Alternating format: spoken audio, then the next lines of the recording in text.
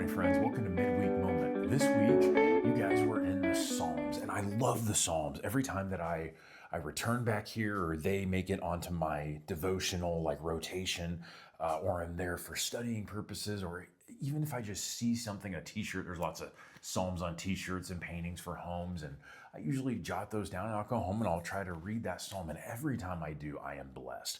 Here we have a beautiful picture of what men of God have written that their hearts towards God is and how God has revealed himself. And this week, as you guys were in chapter 10, you guys got to read things like, why God, why do you stand far away from me? Why do you hide yourself in times of trouble? It's kind of like what Tony was preaching about in Psalm 22 this last Sunday.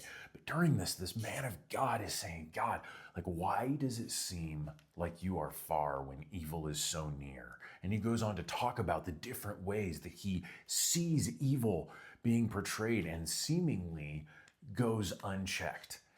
And one of the reasons I love the Psalms is because you'll see the authors return to God with statements like, but this, yet you alone, God. And as we saw that in 10, we also see that one of my favorite parts is in 18.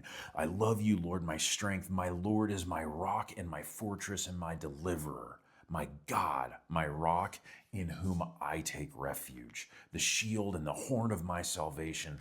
Let the name of the Lord be praised. These are two very contrasting thoughts. God, how is it that I see evil all around me? Yet you are God. You are enthroned above all. I'm called to rejoice you.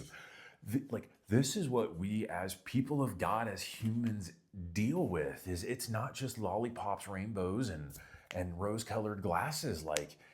Yes, God is wonderful. God is all. God is the sole purpose of my worship and devotion. But it's not like that takes place in a world where God has already given us the things that he has promised, where there is nothing but peace and joy and time spent in his presence. No, we live in a world where there's real evil, where there's real sadness, where there's real trials.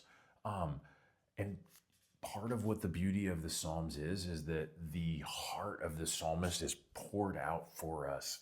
And we can see that this is a place where he is being honest with God, where he is crying out to God. And so I would encourage you, spend time in the Psalms, spend time recognizing places where this man has cried out to God, and places where in your heart you are being invited to cry out to God too as well.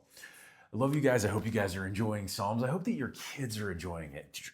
A lot of kids are a lot easier to get excited about the Psalms than adults. I know a few grumpy old men that think that the Psalms are too feminine for them, but introducing our children to them is a wonderful thing.